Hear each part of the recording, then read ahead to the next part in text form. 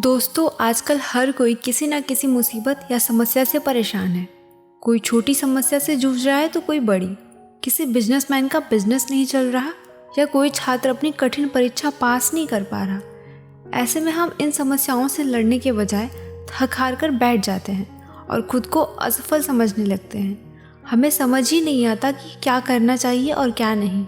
दोस्तों, मैं आपको एक ऐसे राजा की कहानी सुनाती हूँ जो अक्सर मुसीबत आने पर परेशान हो जाता था। फिर एक दिन उसे एक बुजुर्ग मिला जिसने उसको एक ऐसी तरकीब बताई जिससे कि वो हर मुसीबत से लड़ सके। एक वक्त की बात है, एक राजा था। उस राजा का राज्य बहुत छोटा था और उस राजा के पास ज़्यादा सिपाही भी नहीं थे।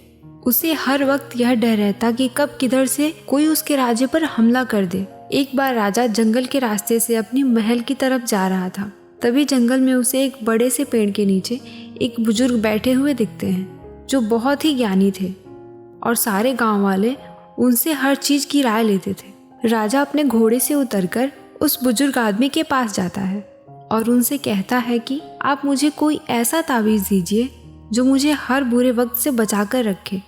यह सुनने के बाद उस बुजुर्ग आदमी ने राजा की तरफ मुस्कुराते हुए देखा और कहा कि मैं तो कोई ऐसी ताबीज़ या कोई ऐसी चीज़ नहीं दे सकता हूँ जो तुम्हें बुरे वक्त से बचा कर रखे, लेकिन मैं तुम्हें एक ऐसा ताबीज़ दे सकता हूँ जब तुम पर कोई मुसीबत या बुरा वक्त आए तो इस ताबीज़ को खोलने के बाद वह ताबीज़ तुम्हें उस मुसीबत से लड़ने में मदद कर सकता है।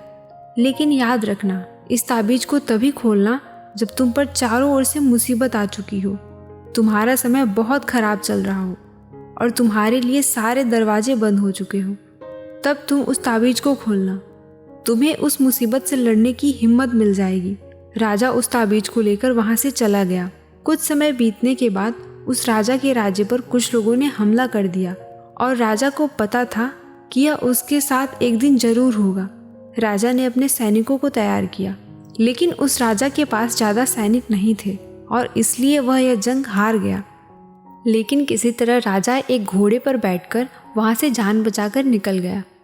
वह जंगल के अंदर एक गुफा में जाकर छुप गया, लेकिन उसका पीछा करते करते कुछ सैनिक भी उसके पीछे आ गए।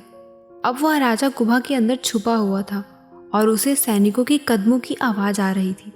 अब उस राजा के पास कुछ भी नहीं बचा था, सब कुछ खत्म हो चुका था। तभी उसे उस बुजुर्ग का दिया हुआ ताबीज़ अपने गले में नजर आता है।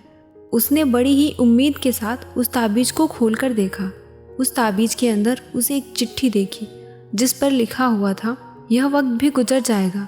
यह पढ़कर राजा को कुछ समझ नहीं आया और जब उसने फिर से उस लाइन को ध्यान से पढ़ा और उसको समझा तो राजा के चेहरे पर एक मुस्कान आई, मान लो उसे कोई सहारा मिल गया हो।